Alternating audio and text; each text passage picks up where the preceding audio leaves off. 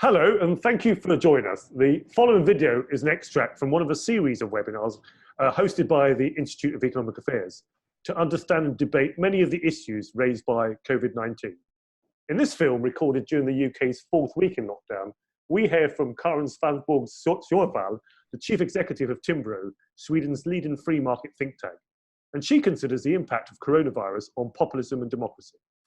So I think before we sort of dive into the topic at hand, I think it might be a good idea to just start having a short conversation about what a crisis tends to do for the demand for populism. I think some have argued, I would be one of them, that the COVID-19 might be the third and potentially the worst major blow to the liberal post-Cold War order after 9/11 and the financial crisis of 2008. And if you look at the chart here to the right, you can see that in 2001, when you had the attacks on 9/11, you could see that that really spurred on the first surge of right-wing populism. And then if you look at 2008, there is a little bit of a lag, but then right-wing populism was joined with a surge of left-wing populism as well. So it was sort of a double squeeze that entered due to these two crises. And that, I think, is important to keep in mind when we speculate about what COVID-19 might actually mean. I think it is quite likely that we will see a new surge, and that we also need to remember that this is from fairly high levels. But as you can see, this trend has been quite brutal and consistent for a number of years. But there was sort of a change to that last year. A number of authoritarian populist parties actually fell out of government. And that spurred on a debate that we've heard several times in the past about us now having reached peak populism.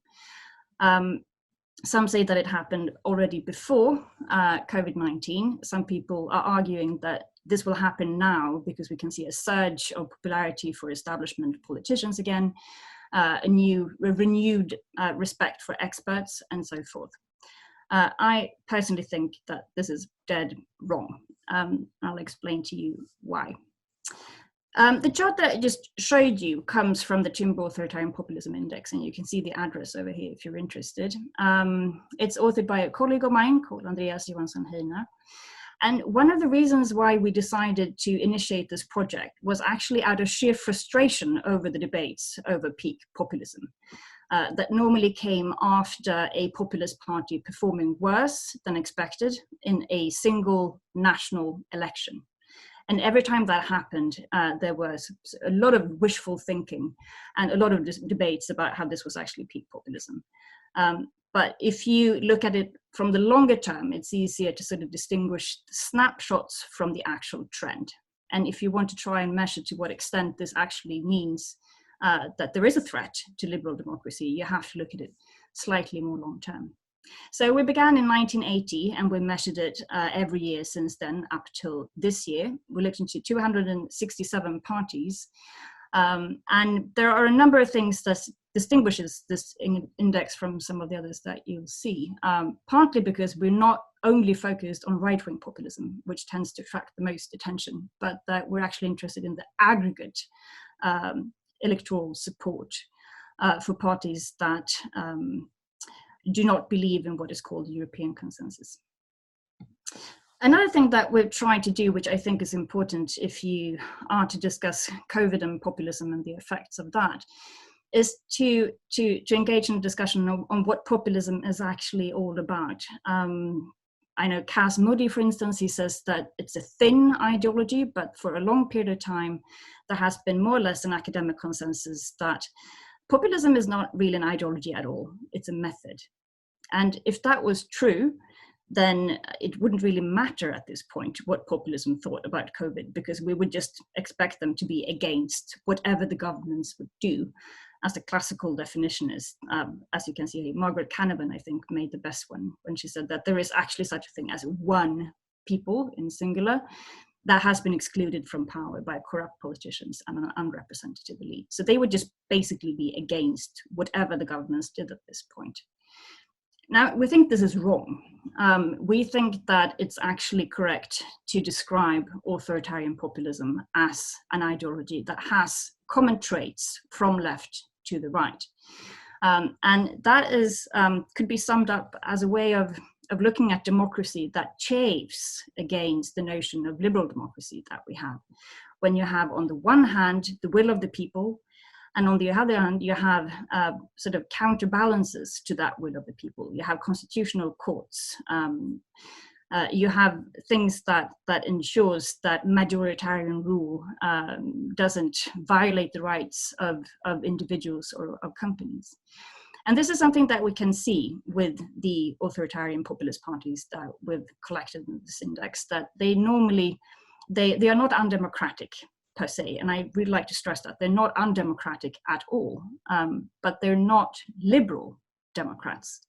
And that's why they tend to unite around resistance towards constitutional checks and balances, why they tend to be very much against all sorts of concessions to sovereignty, to international organizations. They also tend to be quite hostile to free markets, because all of these mechanisms provides a counterbalance to majoritarian rule and to the kind of direct democracy that they tend to prefer. The last point that I would like to make about our notion of populism that I think is important in the discussion is that you have to understand that it's evolved. The kind of populism that faced 9/11 was not the same that we see today. And the kind of populism that we saw in the financial crisis or after the financial crisis is not the same populism that we see today either.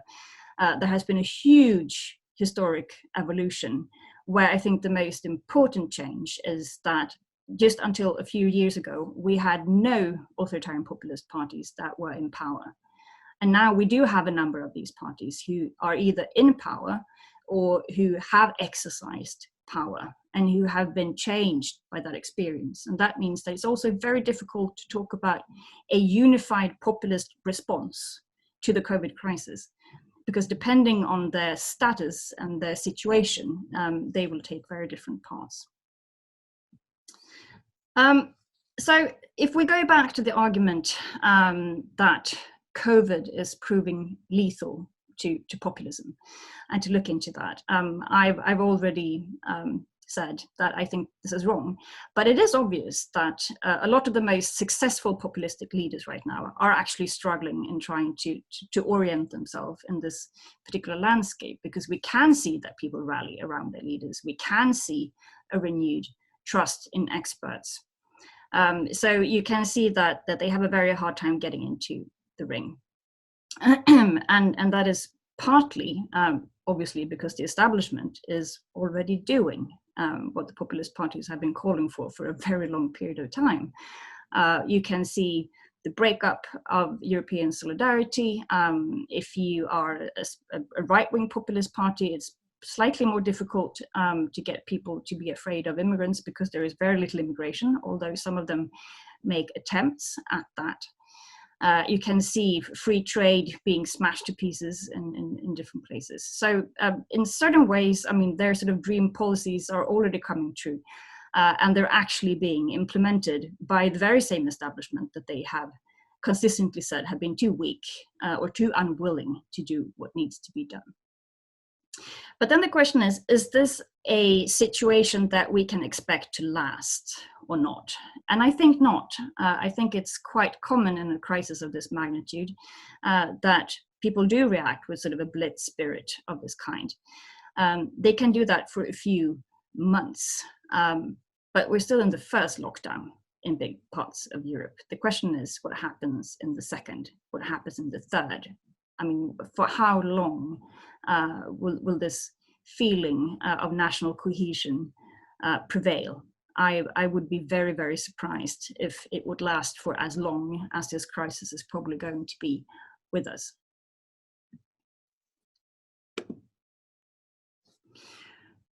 And to go back then to the question then of so if we have fairly different responses amongst the populist parties to what their governments are doing, there are still, I would say, a few common traits that we can see, and that goes back to the way that they view the state, to the way that they view democracy. And one is that it's very, very hard to find a populist party that thinks that the government in the in their country are sort of overdoing the measures. I mean, the natural impulse for most of them are that the governments should do more, that there should be a more repressive response to protect the people. And I think this is probably the most depressing part of this of this presentation. But I'm rather afraid that what we see now is not so much peak populism as really the calm before the storm. Because if we can see historically that authoritarian populism have risen to popularity at about, at the same time that you've really seen a decrease of extreme politics, I'm not sure that that will hold. If these measures are implemented for long enough and we actually do tumble into a true economic depression, I think there is a real risk that what we see is not that people will rally around the leaders of today, but rather that we will see an increase of truly extremist parties that haven't been electorally interesting for a very, very long period of time. To go back to the question of the different responses that you see from populist parties, whether they're in power or not. To the left-hand side here, you see the Swedish leader, Jimmie Åkesson, the Sweden Democrats. This picture is taken in January when he went to Greece to hand out leaflets to Syrian refugees saying that Sweden is full. He was then the leader of the biggest party in Sweden. He's been extremely successful in the last few years. Today, he is the leader of the third biggest party. And I think a number of people have been very surprised that he's kept such a low profile. He's an opposition leader who says that this is not the time for political opposition. It's a very unusual thing for populists to do, but I think the main reason for that is that he has spent almost all his political capital the last 10 years in trying to break the isolation that he's been in. And he don't want to squander that political capital by entering the political market that is obviously there right now when all the other parties are rallying around the government and trying to cooperate in dealing with this particular crisis. So he's waiting it out. So for now, he's actually playing it quite cool. Next to him, you see a picture of Salvini. You don't see very much of him, but you see his hand and a little bit of his face, holding hands with Giorgia Meloni, who is the party leader of the Brothers of Italy, which is a right-wing populist party, some would say fascist party to the right of Lega. And I think what's happening there is really quite interesting because Salvini is now bleeding. For a long period of time, he was the most popular politician in Italy. He's not anymore. Now it's Conte. But the second most popular politician is Meloni. And the third most popular is Salvini still. He bleeds voters to her. It's not to Conte. So he's bleeding to the far right of himself. And had there been an election today, or in say a few months' time, I think the sort of the hardcore right-wing bloc would be stronger than it has been for a very, very long period of time. So that would strengthen my argument that there is sort of a possible risk for extremism being on the rise here. We have Orban. You all read about his antiques. We're no longer, the ones who remain in the European Union are no longer in a union of fellow democracies.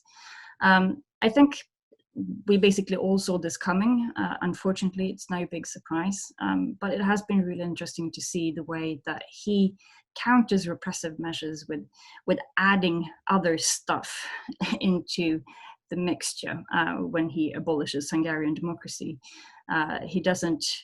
It's not enough for him to rule by decree. You can also see that he puts other things in there, like abolishing Hungarians or prohibiting Hungarians from changing their sex, which obviously has absolutely nothing to do with fighting this disease. But as a blink to his electorate, it's quite popular amongst them. But most importantly, it's a very clever way of ensuring that the opposition gets out of the way, because it's hard for them to operate on this scheme. Next to Orban, you have the Deputy Prime Minister of Bulgaria. Not a very known figure, but I think one who's interesting for the reason that he's doing something that I think we will see a lot more of, also on the topic of putting stuff into this mix and using this crisis for political entrepreneurship. Bulgaria are now organizing a law to prevent the imports of foreign foodstuff to Bulgaria. Also, not entirely evident why that would help fighting COVID, to put foreign foodstuff in quarantine. But it's something that has been quite popular, and it's seen as a measure to placate Bulgarian farmers. In Romania, their sister party, also a junior coalition partner, conservative, have done the other thing, and they said that they are now banning the exports of Romanian foodstuff. And I think this is something that we will have to take a very close look at, because it means that it will be very, very hard to patch back together the single market when a lot of these populist parties who are either in government or have governments relying on their support push through policies that they know that they can do now, which would have been impossible just a few weeks back. But the most depressing thing of all is possibly that this call for more muscular state that you can see quite evident in most authoritarian populist party programs is now really sort of establishment policy. It's an obvious part of political culture in this corona crisis. And I think that this argument that we've heard a number of times that populism simply cannot done because there are laws prohibiting that will be substantially weaker in the time to come. So I think that people will have to come up with a better answer than that if we are to go back to a kind of rule of law situation that we're used to. It's also hard to see how border controls can be lifted anytime soon, even though they're hurting the economy tremendously and also taking away, I think, one of the most important freedoms that we have in Europe. Since it's an asynchronous path that we're taking right now. You can see that in the airline industry. It doesn't really matter what people do on the national levels in terms of lockdowns or exit lockdown strategies. Because the world is not moving simultaneously. Time itself has been fragmented in a globalized world. You can also see that there is a whole new mandate for the state to do things that we didn't think it should do in the past. So we can put as many sunset clauses into all this emergency legislation in place as we like, but the mandate is suddenly there for the state to do things that would normally been quite scared of it to do. And you can see that in the integrity debate, which has completely disappeared, the fact that virtually all telecom companies are now delivering huge amounts of personal data on and tracking their customers hasn't really been followed by any debate whatsoever on where that data eventually will end up, or to what extent it can be anonymized if it's supposed to be used as an efficient tool in fighting this disease and to track the virus. So I think Big Brother is unfortunately also here to stay for the foreseeable future. Bailouts then. I suspect that quite a number of us who engage in this discussion are free marketeers. I think the bailouts might sometimes actually be more of a problem than a help. I agree that this is not like the financial crisis, that the impetus here is different. But a lot of things that we will see right now are going to be very troublesome. That protectionism is really the new normal. We see not only as in the UK, that the state takes over the railroads or Alitalia being nationalized, but you see much greater calls for the state to actually produce both things, goods and services in order to increase self-reliance in the future. We might see so much businesses going bankrupt that we will see a decreased competition that will have very negative effects on prices, on market concentration and innovation. We see in a lot of countries with populist governments a huge activities in terms of cronyism. I think that will happen everywhere, where politically well-connected companies will get a better deal than the others. But especially in countries where cronyism is already a pervasive problem, this will be exacerbated. So the legitimacy of the free market itself, I think, will be questioned from all sides, and in partly so, because we have a lot of businesses right now asking for help who are not thinking long term at all at what the actual costs for this will be. So to sum up, this has been very black, I'm afraid. I don't think that we should give up at all. I'm fairly sure that we can come out of this possibly better, probably not, but possibly. But I think what we need to learn from is really past mistakes. And one is the way that we've fought populism so far, where we either said that we don't even need to engage in these discussions with these people because they're undemocratic extremists. That's not true. Or that their policy simply cannot be done because the law says no. Nobody will believe that for quite a while, I think. And also that their ideas now have gained so much legitimacy with all these emergency legislation that it's really quite stupid to think that what we need to fight is just populist parties. It's the ideas, really, and they've spread so far into the political system that this distinguishing between them becomes much harder. So what we do need to have is an exit strategy, I think, not just from the lockdowns themselves, and that's important enough, but that we really need an exit strategy from the disaster socialism that we see all around us right now, where we have to be much better at formulating an agenda, not just for how we want to survive through the crisis of this guy, but how we actually want to live. Because I think that at the end of the day, it will be much more difficult for socialists to say that we should put men before markets. Because what this crisis has shown us is really that the market has a very human face. Without human activities, without people on the streets drinking, without people exchanging ideas and doing business with each other, we all become poorer. So the freedoms that we have been made visible, tangible, and precious to a new extent. And I think there is room for us to use that insight into actually trying to come out better on top. I think I'll end there. Thank you. Thank you for watching. I thought Karin raised some interesting points about populism, both generally, but also her concerns over authoritarian populism and how some of the restrictions during the lockdown will affect the appeal of some of those parties that are both authoritarian and populist. Now, for more information on the history of pandemics, the economic and regulatory impact of coronavirus, and much, much more, please do subscribe to our YouTube channel, IEA London, or follow our podcast at iapodcast.podbean.com. And finally, please visit our website at www.iea.org.uk.